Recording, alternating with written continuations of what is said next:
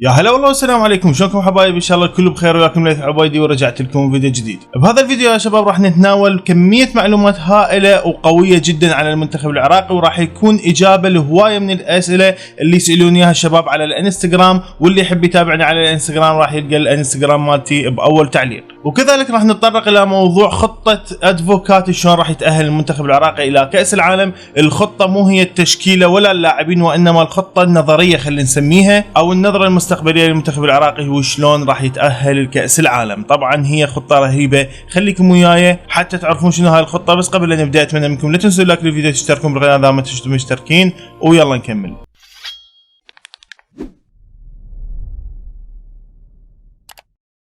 نعم يا شباب، انا قبل فتره كلش طويله تقريبا ورا مباراه الوديه اللي كانت ويا طاجكستان والنيبال، انا نزلت فيديو وقلت اسباب يعني ليش العراقيين او اللاعبين العراقيين ما قاعد يتطور مستواهم وانما قاعد يكونوا بتراجع. وبذاك الوقت قلت السبب بهذا الشيء اللي هو عدم التنافس بين اللاعبين، لان الكل ضامن مكانهم بالمنتخب وكل من ضامن مركزه وضامن لعبه كاساسي او كبديل. هذا الموضوع والزمن كله ولا كل من راح كاتنيتش وهسه تغير الوضع 180 درجه. مثلا يعني عندك مركز الظهير الايمن كان محجوز دائما وابدا الى علاء مهاو، وحتى مره من المرات غاب علاء مهاو عن مباراه هونغ كونغ بالتصفيات الاخيره، وكاتنيتش للاسف ما قدر يعتمد على لاعب البديل مالته اللي هو مصطفى محمد، وانما اذا تتذكرون رجع همام طارق بمكانه. وهذا علما يقودنا الى نقطه كلش مهمه اللي هي ضعف البدلاء اللي عندنا، وكذلك ضعف الروح المعنويه لكل اللاعبين سواء كان بديل او اساسي. مثلا الاساسي لان ضامن مركزه دائما يكون هو اساسي ومركزه بفلان مكان،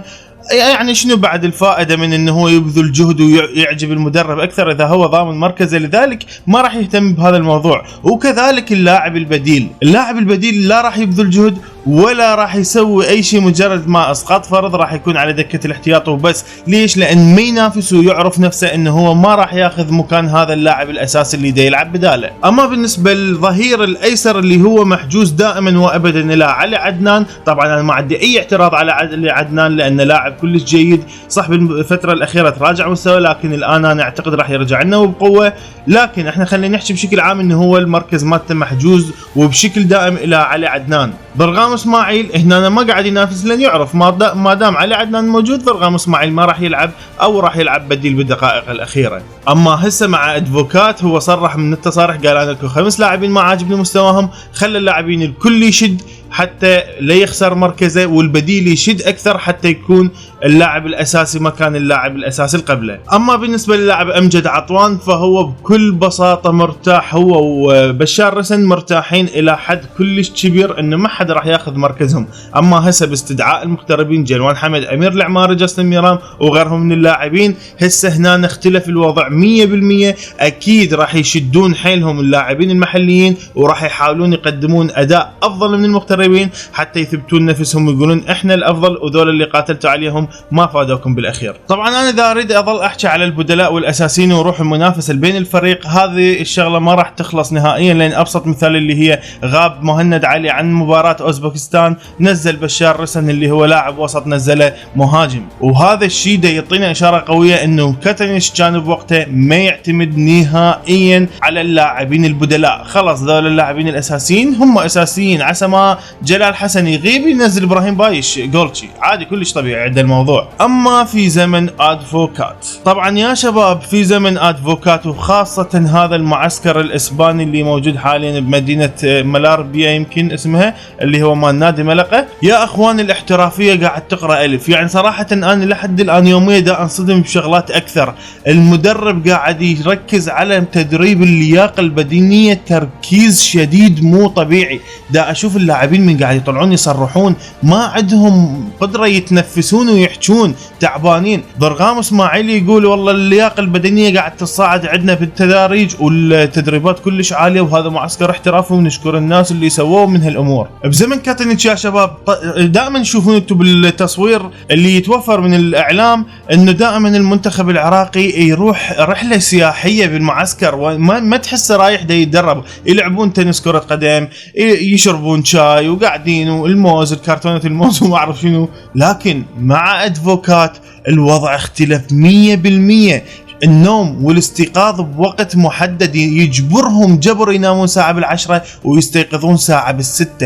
النزول للمطعم بزي معين ووقت محدد، ملابس الخروج زي معين، ملابس التدريب زي معين، الخروج الى نزهة زي معين، وقت الخروج الى الباص بوقت محدد، التواصل على الانترنت بوقت محدد. ما يقبل لاعب يصفن، وكذلك يكون صارم جدا بالتدريب. طلب من الأندية المغتربين تقارير طبية حتى يعرف مدى جاهزية اللاعبين الستة اللي لحد الآن احنا نعرفهم، اللي هم جاستن ميرام، أمير العماري، ريبين سولاقة، جيلوان حمد، فرانس بطرس، أسامة رشيد. ما عدا جيلوان حمد صارت بالفترة الأخيرة عنده إصابة، راحت منع من مباراة كوريا وإيران أعتقد. فهنا يا شباب بدنا نشوف الفرق الشاسع بين كاتانيتش وادفوكات. اما بنجي هسه على عنوان الفيديو، ليش كتبت انه ادفوكات قاعد يطبخ طبخه على نار مستعره، وليش هاي النار مستعره، وشنو هاي الطبخه والمفاجاه اللي دا يحضرها. طبعا لحد الان احنا نعرف انه لعبه المنتخب العراقي اليوم، واعتقد راح تنقل على واحد من المواقع، لكن بطلب من ادفوكات، وبعد الله اعلم يمكن تنقل او ما تنقل، لكن بطلب من ادفوكات يقول انا ما اريد واحد يشوف، او ممنوع نقل مباراة المنتخب العراقي، وما اريد واحد يشوف مباريات المنتخب العراقي التدريبية لحد ما نوصل مباراة كوريا. شنو معنى هذا الكلام؟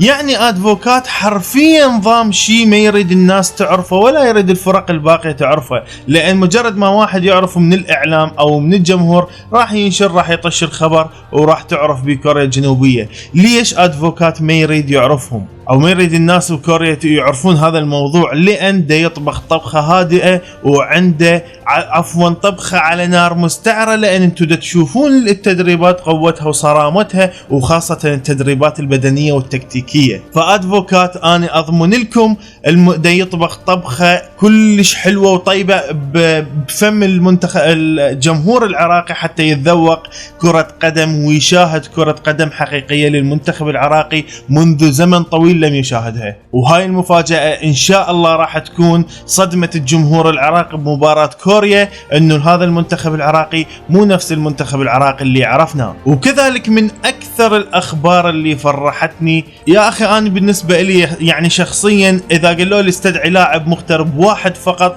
راح استدعي جيلوان حمد بدون أي تفكير. أكثر خبر فرحت به هو استدعاء جيلوان حمد للمنتخب العراقي، أفضل لاعب خط وسط مر على العراق من بعد نشأة أكرم على الإطلاق. لا تقولوا لي أمجد عطوان، ولا تقولوا لي صفاء هادي، ولا تقولوا لي بشار رسن، بل هو جيلوان حمد أفضل لاعب وسط. وحاليا على أقل تقدير، إذا أكو ناس ما يقولون لا هو مو أفضل لاعب وسط، فأقول لكم حاليا هو أفضل لاعب وسط بتاريخ، أو خلينا نقول بالمنتخب العراقي، وممكن يلعب للمنتخب العراقي. ليش طبعا أنا أقول على جيلوان أفضل لاعب وسط وخليفة نشأة أكرم؟ طبعا هو عنده جرأة التسديد على المرمى، ويمتاز بالتسديد من بعيد بصورة متقنة. وإذا تنتبهون هسه على اللقطات اللي قدامكم، يلعب الكرة بذكاء وليس شوت واطلع قبل. احنا هواية بالمنتخب عندنا شوت تطلع برا او الطب جوا تطيح بالعارضة تروح لصاحبك، ما له علاقة، المهم شتت. هنا جيلوان حمد دي شوت بتركيز وبذكاء مو طبيعي. وكذلك عنده جسارة يا اخي، جسر بالمراوغة ومبدع بالتمرير، وخاصة التمرير بالعمق.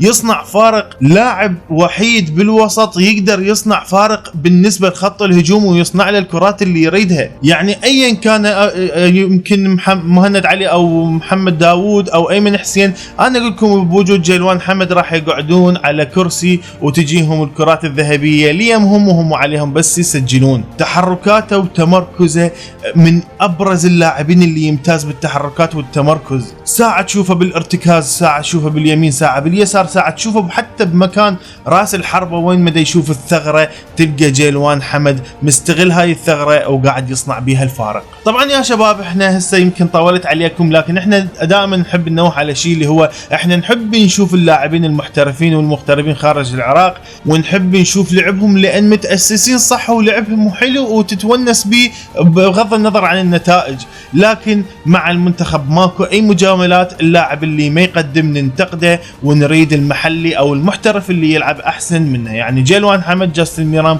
اي لاعب كان مغترب او محلي اذا ما قدم الاداء الممتاز واحنا عندنا احسن منه سواء كان محلي او محترف فاحنا نريد الاحسن. فاني هسه من احكي لكم او اي واحد يحكي لكم على لاعب مغترب ويقول لك اريد مغترب، هو مو لان اريد المغترب وقبل، لان يلعب احسن، واذا ما قدم الاداء اوكي خليه يروح وما نريده بعد. فاسف على الاطاله، ولهنا وصلنا لنهايه الفيديو. اتمنى منكم لا تنسوا اللايك للفيديو، تشتركون بالقناه تقديرا للمجهود، ونلتقيكم في فيديو جديد والى اللقاء.